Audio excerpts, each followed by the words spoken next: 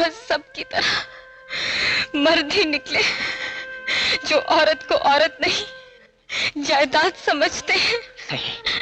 लेकिन हैदर साहब, मैं कोई जायदाद नहीं, एक जीती जागती औरत हूँ, कोई लाश नहीं जो मर्दाना समाज अपनी मर्जी से मेरी कब्रें बदलता रहे।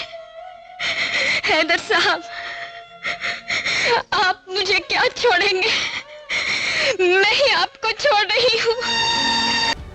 40 साल पहले 27 सितंबर 1982 को रिलीज हुई और ट्रिपल तलाक के मुद्दे पर बनी फिल्म निकाह के ऐसे कितने ही डायलॉग हैं जिन पर उस वक्त थिएटर में तालियां बजी। आज भी मेरे कानों में दर्शकों की वे तालियां गूंजती हैं जो वे मेरे संवादों पर बजाते थे। ये फिल्म रिलीज होने के बाद की बात है। नासिक के पास धुले में मुझसे मिलने कई महिलाएं पहुंची। एक महिला ने बताया कि उनके प्रोफेसर पति ने उन्हें महज इसलिए 3 बार तलाक बोलकर रिश्ता तोड़ दिया था क्योंकि वो समय पर खाना नहीं दे पाई थी, तो दूसरी को उनके शौहर ने फोन पर तलाक दे दिया था। फिल्म निकाह को लिखने वाली अचला नागर ने ये किस्सा बीबीसी को दिए इंटरव्यू में बताया था, जो जहन में रह गया। निकाह 1982 में बनी बेहद कामयाब फिल्म थी, जिसमें पाकिस्तानी मूल की सलमा आगा, राज बब्बर और दीपक पराशर ने काम किया था। पाकिस्तानी गजल गायक गुलाम अली साहब का चुपके चुपके रात दिन आंसू बहाना याद है, फजा भी है जवां जवां, और सलमा आगा के गाए गाने दिल के अरमा आंसुओं में बहुत मकबूल हुए थे।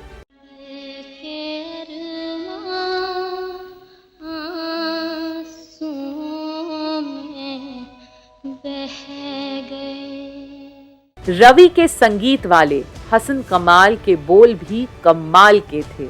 मसलन जब वो लिखते हैं कि हर एक पल को ढूंढता, हर एक पल चला गया, तो आप गाने वाले की उदासी को महसूस कर सकते हैं।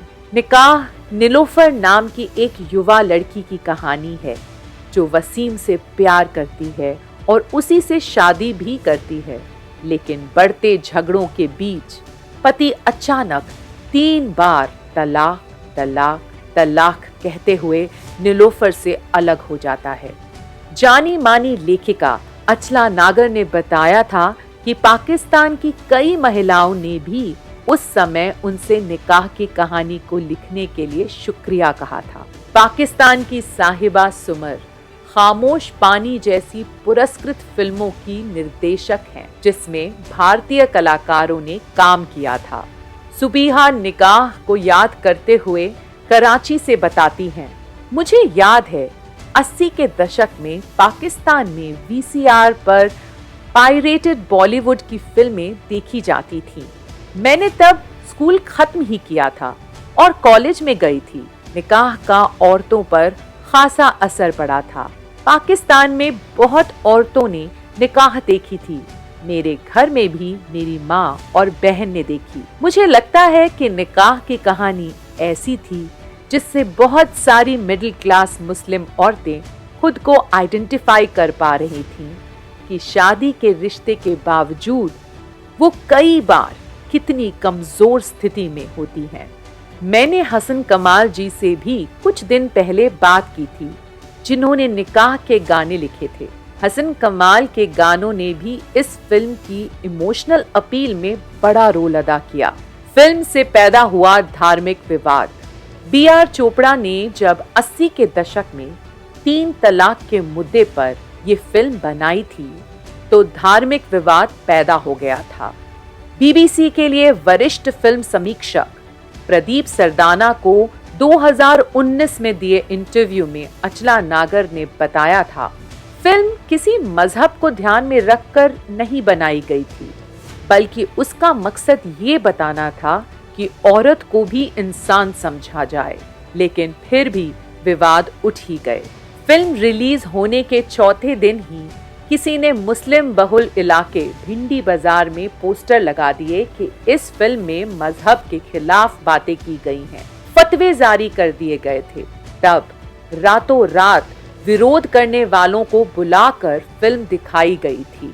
3 तलाक का मुद्दा 5 साल पहले फिर से सुर्खियों में आ गया था, जब 2017 में सुप्रीम कोर्ट ने ट्रिपल तलाक को असंवैधानिक करार दे दिया था। 2019 में संसद ने बिल पारित कर इसे आपराधिक जुर्म बना दिया। ये मुद्दा लंबे समय से विवादित रहा है, जिसमें अलग अलग तर्क और दलीलें रही हैं। 3 तलाक को लेकर कानूनी लड़ाई लड़ने वाली सुप्रीम कोर्ट की वकील फराह फैज के मामा उमर खयाम सहारनपुरी ने B.R. चोपड़ा की फिल्म निकाह के लिए धार्मिक मामलों से सलाहकार के तौर पर काम किया था। उमर खयाम सहारनपुरी का नाम फिल्म के क्रेडिट लिस्ट में भी देखा जा सकता है। फराह ने जनवरी 2016 में 3 तलाक के खिलाफ याचिका दायर की थी। सलमा आगा और राज कपूर से नाता।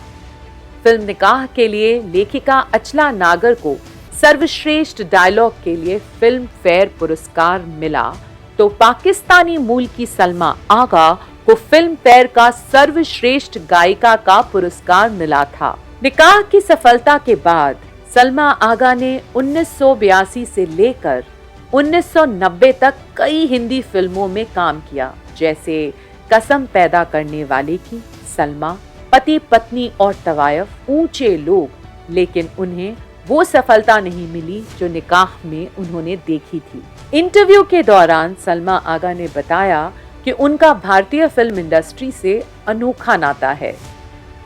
उनके मुताबिक फिल्मों में ये हमारी चौथी पीढ़ी है। 30 के दशक में जो सबसे पहली हीर रांझा फिल्म बनी थी, उसमें मेरे नाना जुगल किशोर मेहरा ने रांझा और नानी ने हीर का किरदार निभाया था। मेरे नाना पृथ्वीराज कपूर के मामा थे। पृथ्वीराज कपूर की माँ और मेरे नाना सगे भाई बहन थे।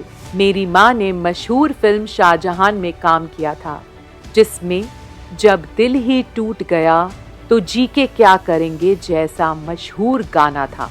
मेरी बेटी ने औरंगजेब में काम किया है।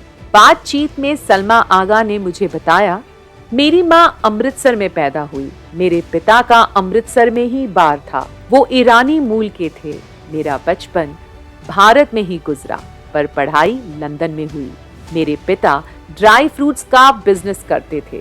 उनका लंदन आना जाना लगा रहता था।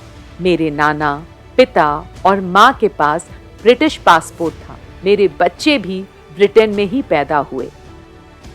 पाकिस्तान से रिश्ते पर वो सिर्फ इतना ही बोली थी कि उन्होंने पाकिस्तानी फिल्मों में काम तो किया है, लेकिन वो ब्रिटेन के नागरिक हैं। सलमा ने overseas citizens of India card के लिए आवेदन किया था, जिसके बाद वो व्यक्ति कितनी भी बार भारत आ सकता है और पुलिस को रिपोर्ट भी नहीं करना पड़ता। उस वक्त वो यूके की नागरिक थी।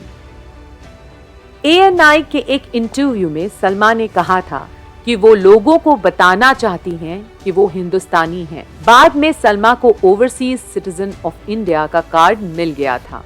सलमा अपनी बेटी ज़ारा खान के साथ भारत में रहती हैं।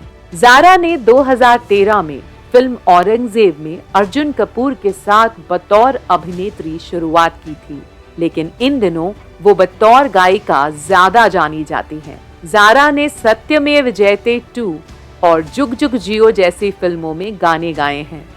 पत्रिका में छिपी कहानी तोहफा बनी फिल्म निकाह। फिल्म निकाह पर लौटे तो इसके बनने की कहानी भी बेहद दिलचस्प है। फिल्म को बनाया था B.R. चोपड़ा ने, जो उस समय के दिग्गज निर्माता निर्देशक थे और कई सामाजिक मुद्दों पर फिल्में बना चुके थे। एक बार इंटरव्यू के दौरान B.R. चोपड़ा की मुलाकात लेखिका अचला नागर से हुई। उन दिनों अचला नागर आकाशवाणी मथुरा में काम करती थी। अचला नागर ने बताया था, मैं कुछ न कुछ लिखती रहती थी। निकाह की कहानी मैंने माधुरी नाम की पत्रिका के लिए लिखी। कहानी का नाम था तोहफा। दरअसल एक दिन मैंने खबर पढ़ी थी कि संजय खान ने अपनी फिल्म अब्दुल्ला की शूटिंग के दौरान जीनत अमान से शादी करने के बाद उन्हें तलाक दे दिया, लेकिन अब वो हलाला की रस्म करके फिर से शादी करना चाहते हैं। बस उसी के बाद मेरे दिमाग में इस कहानी का जन्म हुआ। माधुरी में यह अक्टूबर 1981 में प्रकाशित हुई। उससे पहले ही मैं कहानी को नाटक का रूप देकर आकाशवाणी मथुरा से प्रसारित कर चुकी थी। जब एक मुलाकात के दौरान B.R. चोपड़ा को इस कहानी के बारे में पता चला तो उन्होंने फिल्म बनाने का फैसला कर लिया। प्रकाश पीयूष के साथ अनुजा चड्डा, महुआ आपके लिए, दिल्ली।